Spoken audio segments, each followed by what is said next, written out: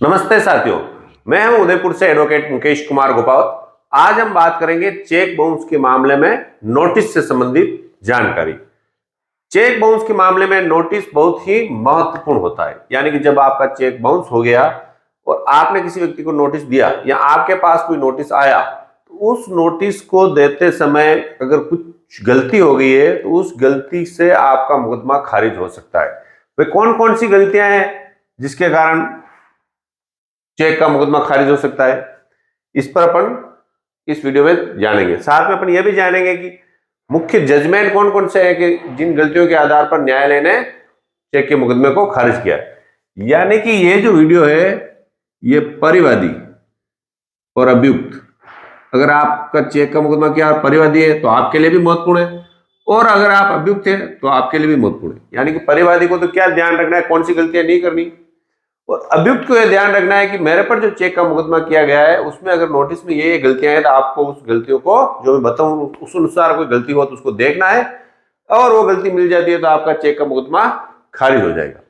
तो सबसे पहले अपन जो बात करेंगे इस वीडियो में कि जनरल रूल क्या है आखिर चेक बाउंस के बारे में, फिर बात करेंगे कि नोटिस के किस प्रकार लिखा जाना है, उसका प्रारूप क्या है, फिर समझ में हम बात करेंगे नोटिस संबंधित महत्वपूर्ण जो गलतियां की जाती है, जैसे कि चेक बाउंस होने से पहले ही नोटिस दे दिया तो उसका क्या फर्क पड़ेगा, या 30 दिन के बाद नोटिस दिया, यानी चेक बाउंस होने के जो आपको रिटर्न मेमो मिला है उसके 30 दिन बाद आपको नोटिस दिया गया है, तो क्या चेक का मुकदमा चलेगा या नहीं चलेगा।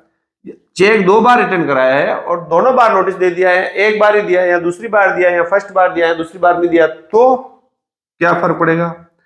या नोटिस में कोई गलत तथ्य लिख दिए, जैसे चेक नंबर गलत लिख दिया, रिटर्न मेमो गलत लिख दिया, तारीख गलत लिख दी या अमाउंट गलत लिख दिया, तो उसका क्या फर्क पड़ेगा। या किसी व्यक्ति ने जो आपको चेक बाउंस करवाया है उसने नोटिस भेजा, उस लिफाफे में नोटिस था ही नहीं, यानी वो खाली लिफाफा भेज दिया, तो क्या फर्क पड़ेगा। या फिर उस पर पता गलत लिखा है या नोटिस आपको नहीं मिला है या लेने से मना कर दिया है, तो क्या फर्क पड़ेगा। और दावा नोटिस मिलने के 15 दिन के बाद पेश किया है या 15 दिन के पूर्व पेश कर दिया है, तो क्या फर्क पड़ेगा।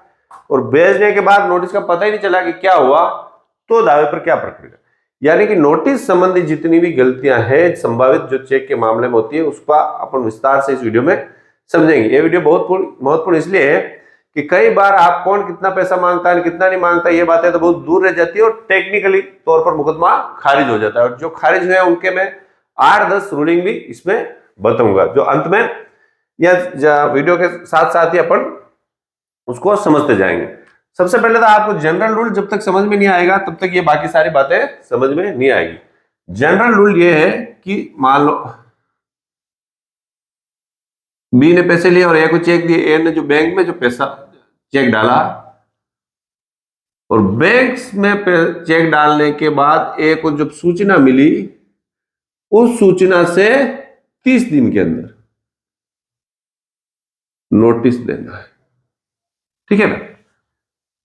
ए के पास चेक था बी का, ए ने बैंक में चेक प्रस्तुत किया, प्रस्तुत करने पर बैंक से पता चला कि चेक रिटर्न हो गया। अब रिटर्न होने के कई कारण हो सकते हैं जिस पर मैंने अलग अलग वीडियो बना रखे हैं, सिग्नेचर नहीं मिलने से है कि खाते में पैसा नहीं होने से है कि अमाउंट रॉन्ग देने से है कि अलग अलग जो कारण है उनमें से किसी भी एक कारण से चेक बाउंस हो गया और जो सूचना मिली उस सूचना से 30 दिन के अंदर अंदर ही नोटिस देना होता है। अब इसमें सबसे महत्वपूर्ण बात और जो सबसे ज्यादा गलती करते हैं, कई बार कुछ नए अधिवक्ता हैं या हुए अधिवक्ता जो चेक का मुकदमे के बारे में कानून अच्छी तरह से नहीं जानते हैं, ठीक है, नए अधिवक्ता भी जानते हैं मगर जो कानून नहीं जानते उनके लिए कह रहा हूं। वो क्या गलती करते हैं, जैसे कि मान लो ए ने बी से बैंक में चेक पेश किया, चेक जैसे मान लो हो गया 1/1/2023, ठीक है, इस दिन हो गया रिटर्न, मगर ए को चेक कब मिला 10/1/2023, ठीक है ना।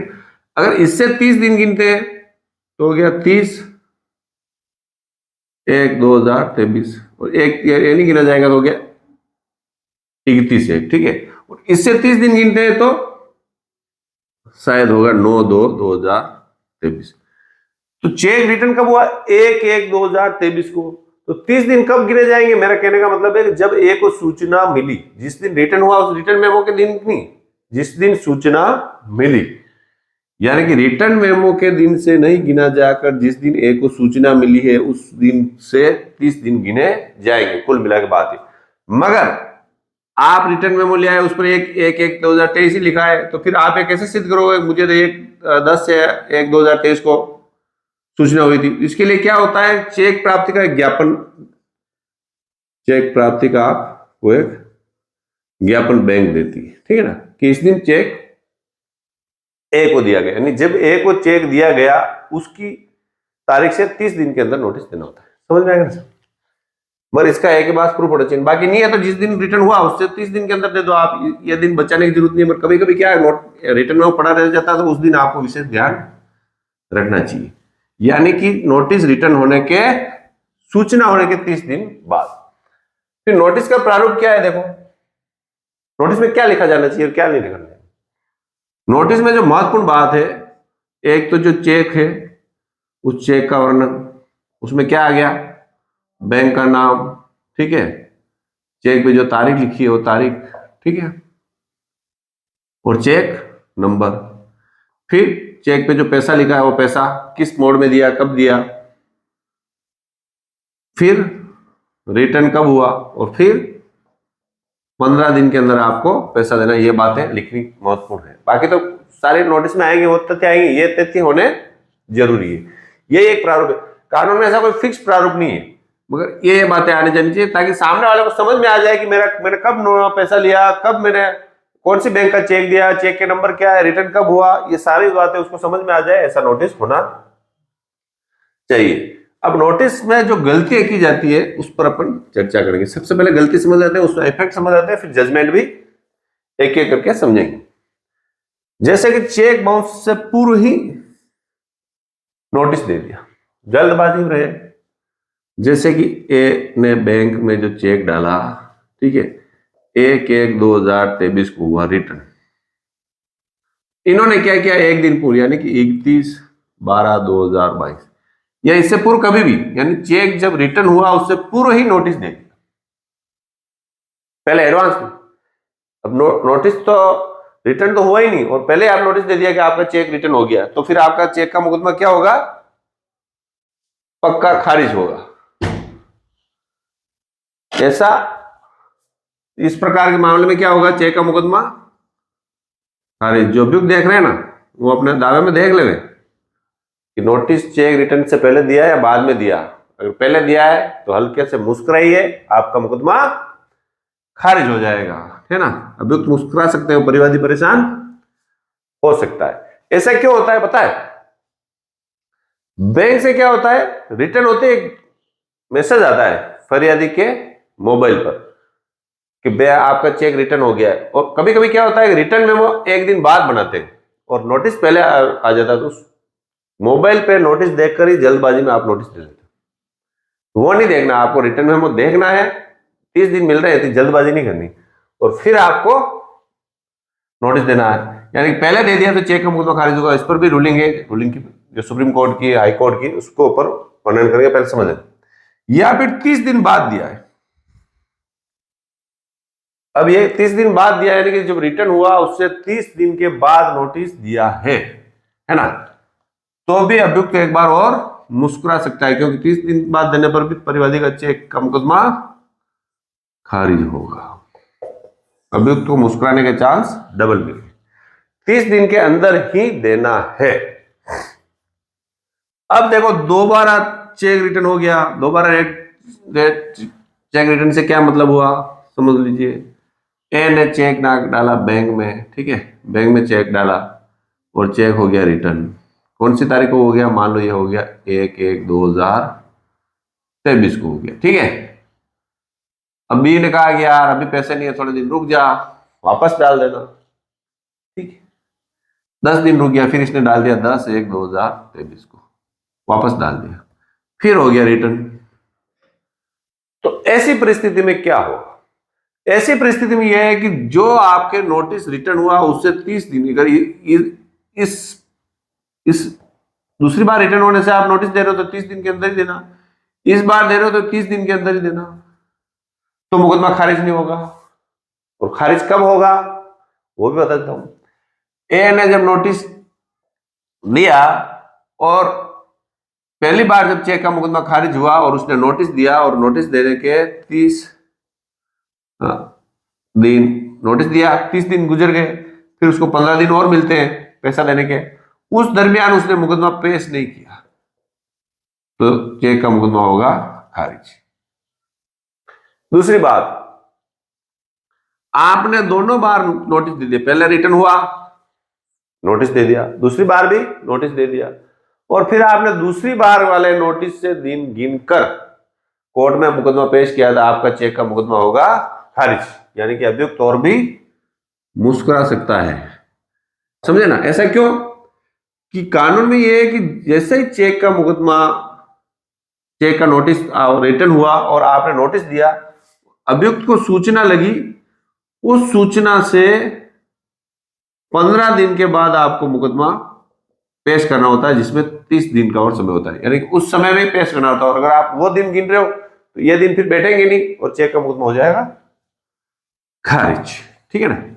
तो इस बारे में भी आपको वकील साहब, आप तो बार बार चेक के मुकदमे खारिज कराने की बात कर रहा हूं। मैं खारिज कराने की बात नहीं कर रहा हूं, मैं टेक्निकली बात कर रहा हूं कि आपको 2 बार अगर आपने चेक बाउंस कराया है तो दूसरी दोनों बार नोटिस दे दिया है, तो आप ध्यान रखें कि जो पहली बार नोटिस दिया है उसके जो कानून में दिन गिने जाएंगे 30 दिन, 15 दिन और फिर 30 दिन, यानी 1 महीना गिना जाएगा बाद में वाले में, उसका ध्यान अवश्य रखें। फिर क्या होता है नोटिस में गलती? नोटिस में गलती होने से क्या चेक का मुकदमा खारिज होगा? इसके दोनों दो उत्तर है ना? इसमें परिवादी भी मुस्कुरा सकता है और अभियुक्त भी मुस्कुरा सकता है ना? हाँ भी और ना भी। ये क्या बात कर दी उसी साहब आपने? देखो, हाँ एक बात और बताओ, लगभग पिछले 20 सालों से मैं चेक के मुकदमे डील कर रहा हूं, रेवेन्यू मुकदमे और चेक के मुकदमे ज्यादातर मैं देखता हूं। तो इसमें क्या है कि कई प्रकार के मुकदमे और कई प्रकार की समस्या आती है, कभी मेरे भी आई है तो कभी मैंने भी सामने वाले के उत्पन्न की है। तो कब समस्या आती है और कब पसीना आता है वो आपको मैं सीधा हलवा यहाँ पे दे रहा हूं। अब हाँ, नोटिस की गलती से चेक का मुकदमा कब खारिज होगा? जब आपने नोटिस में चेक नंबर गलत लिखे, ठीक है, या रिटर्न मेमो की तारीख गलत लिख दी है, या आपने पैसा गलत लिख दिया है, या जो आपने नोटिस दिया उसका पता ही गलत लिख दिया है, या नोटिस जिस व्यक्ति ने दिया उसने अपना खुद का पता ही गलत लिख दिया, खुद का नाम पता ही, तो आपका चेक का मुकदमा खारिज उड़ जाएगा एकदम। तो नोटिस में कोई गलती नहीं करनी है, और अगर आप अभियुक्त हैं तो नोटिस को गहराई से पढ़े कि उसमें चेक नंबर क्या है, चेक से मिला है, चेक कॉपी निकाल ले कोर्ट से, तारीख क्या है, इसमें तारीख क्या दी, रिटर्न कब हुआ, पैसा क्या लिखा, सारा एक बार गहनता से पढ़े। ठीक है ना? कब खारिज नहीं होगा? जैसे आपने पैसा लिख दिया, ये लिख दिया 71,000 और नोटिस था 75,000, चेक 75,000 था। अगर आपने हिंदी में 75,000 लिखा है कि 75,000 और मान लो अंकों में आपने लिख दिया, तो उससे कोई छोटी मोटी मिस्टेक से चेक का मुकदमा खारिज होने वाला नहीं है। या कुछ ऐसे वाक्य लिख दिए जो नहीं लिखने चाहिए थे, मेन जो बातें हैं वो आपने सही लिखी और बाकी छोटे मोटे लिख दी, कुछ गलती होगी छोटी मोटी, तो उसके आधार पर चेक का मुकदमा खारिज नहीं होगा। मगर मेन जो मुख्य बातें हैं 4-5 वही गलत लिख दिए, चेक का मुकदमा उसमें खारिज हो जाएगा। इस पर जो सुप्रीम कोर्ट की और माननीय हाईकोर्ट की रूलिंग है वो भी मैं अंत में अपन डिस्कस करते हैं। फिर कुछ लोग क्या होते हैं, बड़े बदमाश होते हैं, कुछ परिवादी भी बदमाश होते हैं, सामने वालों को पता नहीं चलना चाहिए और अपन चेक का मुकदमा भी करते हो, खाली लिफाफा भेज देते हैं। या कभी कभी अभियुक्त कहता है कि साहब मुझे तो नोटिस मिले, जो मेरे पास लिफाफा आया वो तो खाली था। ठीक है ना? तो उसका देखो एक तोड़ है। ऐसे मेरे साथ भी ऐसी कई घटनाएं घटित हुई है। तो सबसे पहले मैं उसका तोड़ बताता हूँ कि ऐसा होता आपको क्या करना चाहिए, है ना? अगर ये वीडियो कोई अधिवक्ता देख रहे हैं या ऐसा व्यक्ति देख रहा है जिसको नोटिस अभी भेजना है, तो वो क्या करे, जैसे ये कागज है ना, ये कागज हो गया पूरा, अब इस लिफाफे में डालना है इसको, कागज को। तो यहां पर क्या करना है, यहां पर और यहां पर आपको गोंद लगा देना है। क्या लगा देना है? गोंद लगा देना है। ऐसा गोंद लिफाफे के चिपक जाए, अंदर जाके चिपक गया लिफाफा। अब सामने वाला जैसे ही लिफाफा खोलेगा, क्योंकि चिपका हुआ लिफाफा नेचुरली फटेगा, वहां से बहुत कम चांस है कि लिफाफा नहीं फटे। गोंद इस प्रकार लगाना कि चिपक जाए पक्का, और जब भी वो नोटिस निकाले नोटिस तो नहीं फटे पर लिफाफा अवश्य फट जाए, या नोटिस भी कुछ फट जाए तो वो पढ़ता रहेगा, उसकी जिम्मेदारी, अपनी जिम्मेदारी नहीं। तो फिर वो बोलता है मुझे तो खाली लिफाफा, मतलब मेरे पास खाली लिफाफा आया, बता कहाँ है खाली लिफाफा। तो वो खाली लिफाफा जहां से फटा हुआ आप बोल दोगे साहब मैंने गोंद लगा भेजा, ये फट रहा है, अगर अंदर से फट कैसे गया, एक टॉपिक तो ये, यानी फटा है नहीं फटा है साबित कर। दूसरा, आजकल रजिस्ट्रेट निकला उसका वेट होता है, तो आपने अगर अंदर कागज भेजा तो उसका वेट अलग लिखा होगा, वजन खाली आया तो वजन कम होगा, 25 ग्राम के आसपास होता है इसका वजन लिफाफे से। अलग अलग कोई बड़े भेज देते हैं, कोई छोटे, पर जनरली कह रहा हूँ खाली लिफाफे और कागज भेजा उसमें वजन का थोड़ा सा डिफरेंट आ जाता है, तो वजन भी आपका सबूत रहता है। बाकी कानून ये है कि कानून ये नहीं मानेगा कि खाली लिफाफा भेजा, कानून मानेगा वकील साहब नोटिस भेजा है, कंप्लीट ही भेजा, ऐसा कोई बदमाशी नहीं की जाती, और बदमाशी की भी गई है तो जिस अभियुक्त को नोटिस मिला है वो साबित करे कि ये नोटिस, ये लिफाफा मुझे खाली मिला था, यानी कि बर्डन ऑफ प्रूफ अभियुक्त पे। परिवादी को इस मामले में कोई टेंशन लेने की जरूरत नहीं है कि मेरा मुकदमा इस बारे में इससे खारिज हो जाएगा। खाली लिफाफा आने के बाद क्या अभियुक्त ने परिवादी को नोटिस भेजा कि आपका लिफाफा खाली आया है, इस प्रकार की सूचना दी है, नहीं दी है तो इसका मतलब है आपको नोटिस मिला है, क्योंकि लिफाफे के ऊपर तो एड्रेस होता ही है ना। फिर बोलेगा मैं सूचना कहां से दूं, मुझे क्या पता किसने भेजा, लिफाफे के ऊपर एड्रेस था, उसके आधार पे उसको सूचना देनी चाहिए थी। फिर वो लिखा, देखो महत्वपूर्ण है, गलत पते पे भेज दिया। अगर गलत पते पे भेजा है तो भी चेक का मुकदमा होगा। यानी कि अभियुक्त नोटिस क्यों भेजते हैं, भाई तुम 15 दिन में पैसा दे दे, और जब अभियुक्त को पता ही नहीं चला कि भाई मेरे पास नोटिस आया, एड्रेस ही ऐसा लिख दिया, तो चेक का मुकदमा निश्चित रूप से खारिज। अब मान लो अभियुक्त के पास 2 पत्ते हैं, तो आप दोनों पत्तों पे भेजो, या अभियुक्त कहीं चला गया, गायब हो गया, पता ही नहीं चल रहा उसका, अब कौन सा एड्रेस दे दो सर, वकील साहब आप तो कह रहे हो एड्रेस भेजो, हमें तो पता ही नहीं कि एड्रेस कहाँ है, उसका मालूम ही नहीं है। तो जो लास्ट पते पे वो रहा, जब आपको चेक दिया उस पर भेज दो, आपका काम हो जाएगा। ठीक है, कानून में लिखा है उसको सूचना होनी चाहिए, पर ये साहब हमने भेजा, ये घर पे नहीं था, ये नहीं था, इसकी गलती, यानी कि गलत पते पे भेजा है तो मामला गड़बड़ हो जाएगा, और सही पते पे भेजा है तो आपका मामला हो जाएगा, भले उसको लिफाफा मिले या ना मिले। ये बात साबित किसको करनी है, गलत पते पे भेजा, अभियुक्त को साबित करनी है कि मुझे सही पते पर नहीं भेजा, मैं इस पर तो मेरा आधार कार्ड में है, मेरे डॉक्यूमेंट में ये पता है, या उस समय जिस दिन आपके लेन देन हुई उसमें मेरा पता ये था। ये बात है महत्वपूर्ण। फिर वो बोलता है मुझे नहीं मिला लिफाफा, उससे कोई फर्क नहीं पड़ता, नहीं मिला, आपने जो रजिस्टर्ड डिग्री उसकी रसीद पेश कर देंगे, और जो ट्रैक निकलता है ना 6-7 दिन बाद रसीद पे जो नंबर होते हैं उससे लिफाफा मिला नहीं, वो ट्रैक पेश कर देंगे, और उसमें आ गया मिल गया तो आपका काम हो जाएगा। ठीक है, और लेने से मना कर दिया, मान लो उसने कि लिफाफा गया, उसने बोला मुझे तो लेना ही नहीं, तो भी आपका काम हो गया। जिस दिन उसने लेने से मना किया उससे 15 दिन बाद आप मुकदमा चेक में पेश कर सकते हो।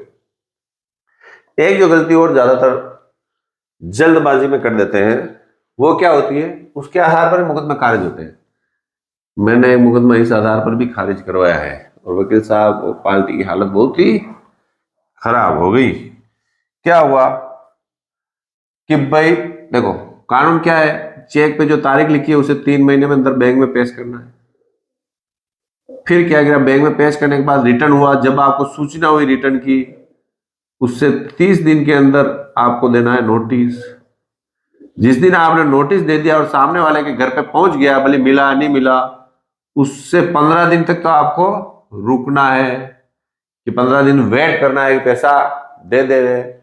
15 दिन बाद भी उसने पैसा नहीं दिया तो फिर आपको 1 माह शब्द लिखा है पर अपन जनरली 30 दिन मान लेते, ठीक है। 1 माह बाद आपको 1 माह तक आप परिवाद पेश कर सकते हो, 15 दिन के बाद 1 माह तक। अब क्या करते हैं कुछ आदमी, कुछ जानकार नहीं होते वो, कि ये जो 15 दिन नोटिस उसको मिला ना, उस नोटिस से 15 दिन रुकते नहीं है, 15 दिन तक, और तुरंत पेश कर देते हैं कोर्ट में। यानी जिस नोटिस जिसे मिला 10 दिन ही हुए, जैसे मुझ पर किसी ने मुकदमा किया, मुझे नोटिस मिला 10 दिन ही हुए, 11 दिन में मुकदमा पेश कर दिया, तो कोर्ट ही मानती है कि 15 दिन का आपका समय दिया था, 15 दिन आप रुको, क्या मालूम वो 15 दिन ही आपको पैसा लाके दे देता। ऐसी स्थिति में भी चेक का मुकदमा हो जाएगा खारिज, है ना। ये तो क्यों बात नहीं हुई वकील साहब, बात है कानून के अनुसार ये मामला ऐसा ही होगा। इसलिए आप जिस दिन नोटिस मिल जाए उससे 15 दिन हो जाए, 15 दिन के चक्कर में नहीं रहे। मेरी तो ये कहने का है कि आपको तारीख नोटिस मिल गया, आपको 1 महीना मिल रहा है पूरा, तो आप 16 या 17 दिन या 20 दिन बाद चेक का मुकदमा पेश करें, ताकि 1-2 दिन जब गिनती होती है ना, जो होशियार वकील होंगे वो टप देके टेक्निकली आधार पर ही आपका मुकदमा खारिज करेंगे। ज्यादातर अभियुक्त टेक्निकल आधार पर ही मुकदमा जीतते हैं, बाकी चेक का मुकदमा जीतना बड़ा मुश्किल है। ये साबित करना कि मेरा चेक इसको नहीं दिया, ये साबित करना कि मैंने पैसे नहीं लिए, थोड़ा टफ है, असंभव नहीं है। उसके लिए आप मेरे जो वीडियो बना रखे हैं उसको देखें, या आपने कोई चेक का मुकदमा लिया है, आपने चेक का, आप पर किसी ने चेक का मुकदमा कर दिया और कोई विवाद चल रहा है, तो ये जो मेरा नंबर दे रखे हैं उस पर आप आपके डॉक्यूमेंट भेजकर मुझसे सलाह ले सकते हैं। यानी कि मैं आपको आपके डॉक्यूमेंट देख के बता सकता हूं कि इस मुकदमे में मुकदमा किस तरफ जा रहा है ना, और कोई सलाह चाहिए तो मैं दे सकता हूं। यानी कि आपको 15 दिन का पूरा समय निकालने के बाद ही आपको नोटिस भेजना है। फिर कभी कभी होता है कि आपने नोटिस भेजा, पता ही नहीं चला कि नोटिस मिला कि नहीं मिला कि क्या, ठीक है।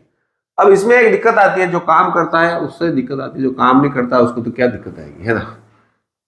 आपने वकील, जैसे मैंने कह दिया कि आपने नोटिस भेजा, फिर ट्रैक ट्रैक निकाल के देख ली कि मिला कि नहीं मिला, तो फिर वकील साहब आपने ये क्यों लिखा पता नहीं।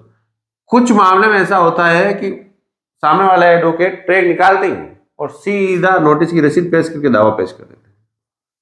वो ट्रैक क्या है कि 3 माह बाद निकलती नहीं है, जनरली डाक से 3 माह 2-3 माह बाद निकलती नहीं, तो फिर ज्यादा समय बाद आप ट्रैक निकालो फिर भी वो ट्रैक भी नहीं मिलेगी। अब आपके पास मान लो केवल एक रसीद ही है, अब आप कैसे पता चलेगा उसको नोटिस किस तारीख को मिला, है ना। तो उसके लिए भी सुप्रीम कोर्ट का ये कहना है कि आपने जो रसीद है आपके पास जिस पर जो तारीख लिखी हुई है और सामने से कुछ भी रिटर्न आपके पास नहीं आया और ट्रैक भी आपके पास नहीं है, तो 30 दिन बाद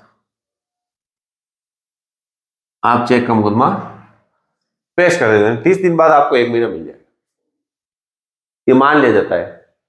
इस पर भी रूलिंग है। अब रूलिंग को पढ़ लेते हैं, कौन कौन सी रूलिंग है। देखो रूलिंग है तो सारी मुझे भी याद नहीं रहती है, तो रूलिंग है कुछ अपन देख कर लिख कर मैं बता देता हूं, ताकि आप उसको, आपके काम की रूलिंग है उसको आप ध्यान में रख लो, ठीक है ना।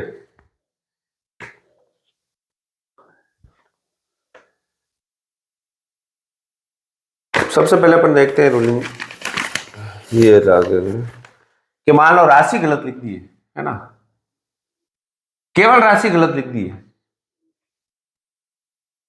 यानी 2 लाख मांगते हो 4 लाख लिख दिया, 5 लाख लिख दिया, तो मामला चेक का मुकदमा गड़बड़ हो जाएगा। मगर आपने छोटी मोटी मिस्टेक कर दी, यानी कि हिंदी में अलग लिख दिया, इंग्लिश में अलग लिख दिया, तो आपका चेक का मुकदमा खारिज नहीं होगा। ये कौन से मामले में कहा है, N Hasan versus M Hayden, ठीक है। ये मामला है 2009 का, तीसरा है सिविल लॉ, ये किताब है, इसमें इसका वर्णन कर रखा है। फिर दूसरा अपन देखते हैं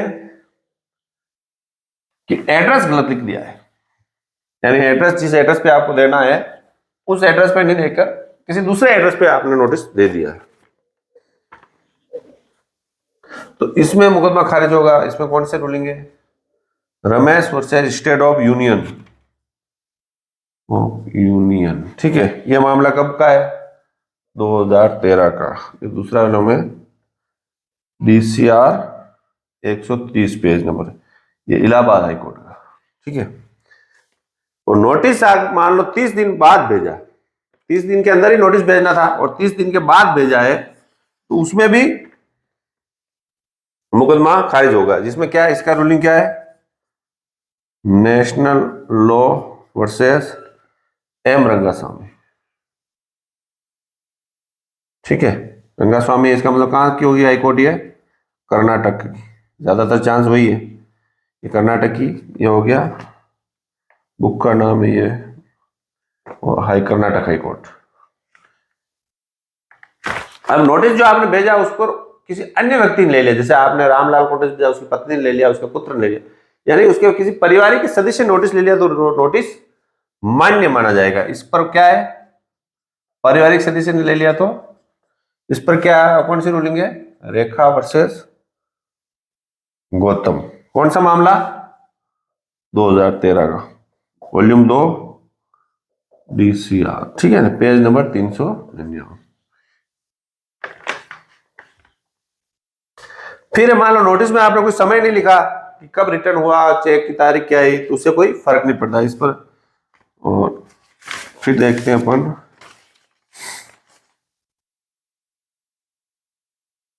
यानी कि परिवार 15 दिन बाद जो पेश करना था उसको 15 दिन से पूर्व पेश कर दिया, ठीक है, यानी अपरिपक्व, तो उसमें परिवार खारिज हो गया। खारिज होने का क्या, देखो इसका लिख लो आप, ये महत्वपूर्ण है, शिल्पा वर्सेस मोनिका, ठीक है ना, दो महिलाओं का मामला ही दिखे, 2010 क्रिमिनल लॉ जनरल 2019, और ये मुंबई हाई कोर्ट का। इसमें 15 दिन का समय नहीं देकर पहले मुकदमा पेश कर दिया तो खारिज हो गया। और कभी कभी चेक के मुकदमे में चेक और तो मान लो 2 लाख है और नोटिस में चेक के साथ उसका ब्याज भी लिख दिया कि इतना ब्याज भी देना, जबकि नोटिस रिटर्न हुआ उसमें ब्याज, नोटिस में ब्याज नहीं भरा, तो उससे कोई चेक के मुकदमे में फर्क नहीं पड़ता है। फिर है सही पता नहीं भेजा, तो मान लो पते पे नहीं मिला या सही पते लेने से मना कर दिया, तो उसकी रूलिंग है काशी वर्सेस सेकंड सिविल जज। इन मामला भी अलग है, 2011 का मामला है, फर्स्ट वॉल्यूम है, क्राइम बुक का नाम है, पेज नंबर 123, उत्तराखंड, ठीक है ना, ये मामला यहाँ का है।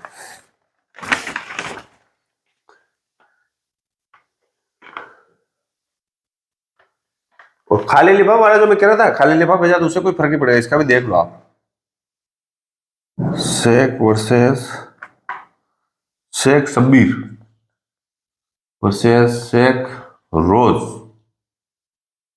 यूनुस, ठीक है, ये मामला है 2014 का, DCR जो बुक का नाम है, और 158 इसके पेज नंबर है, और मुंबई। यानी कि इस मामले में कहा कि मेरे पास खाली लिफाफा है, कोर्ट ने इस बात को नहीं माना। देखो अलग अलग जो चेक के मुकदमे उसमें अलग अलग परिस्थिति होती है, हर परिस्थिति पे अलग अलग रूलिंग्स है, पक्ष के भी मिल जाएगी, विपक्ष की मिल जाएगी। तो रूलिंग कोई, जब तक रूलिंग फिट नहीं होगी, जब तक वो फिट आपके मामले के अनुसार नहीं, जैसे आपका भी कोई मामला चल रहा है जिसमें आपने मान लो कि कुछ सामान लिया, उसके पहले चेक दिया, उसने लिख दिया रोकड़ दिया, आपके पास सामान का बिल पड़ा हुआ है, या आपने कोई सामान ही नहीं लिया, उसने लिख दिया मेरे को तेरे को एक सामान दिया इसलिए, या आपने वो चेक है जो किसी किस्त के लिए दिया था, या किसी जैसे LIC की हो गई, या किसी कंपनी में पैसा भरने की हो गई, या किसी को तनख्वाह पेटे हो गई, यानी किसी काम के लिए चेक दिया था और उसने कुछ अलग लिख दिया, और आप ये साबित कर सकते हो कि मैंने रोकड़ पैसा नहीं लिया, तो उस पर अलग अलग मामले में अलग अलग रूलिंग्स है। आपके चेक का मुकदमा किस आधार पर चल रहा है, नोटिस क्या कह रहा है, ये बात हमेशा मैच करनी चाहिए, यानी कि जो नोटिस कह रहा है और जो घटना, क्योंकि आपको बाद में आप कोर्ट में साबित करना है जो मैंने नोटिस भेजा उसी अनुसार मेरा पैसा गया था, और अभियुक्त को यह साबित करना है कि जो नोटिस भेजा वो गलत भेजा। जो नोटिस में लिख रहे हैं मैंने कैश लिया, मैंने ये सामान लेके लिया, मुझे तनख्वाह पे बोल रहे चेक दिया, पर ऐसा नहीं हुआ था, तो जो व्यक्ति अपनी बात को कोर्ट में साबित कर देता है वो चेक का मुकदमा जीत जाता है। मगर यह पक्का है कि चेक का मुकदमा नोटिस में कुछ भी गड़बड़ हो गई, चेक के मुकदमा हाथ से निकलने के चांस ज्यादा है। आपके ऊपर भी किसी ने झूठा चेक का मुकदमा कर दिया है, ये आपको किसी ने चेक दिया और आपके लंबे समय से चेक का मुकदमा चल रहा है और आपको पता नहीं चला चेक का मुकदमा किस ओर जाएंगे, तो आप मुझे इस नंबर पर कॉल करके संपर्क कर सकते हैं। तो मैं हूं उदयपुर से एडवोकेट मुकेश कुमार गोपाल, धन्यवाद।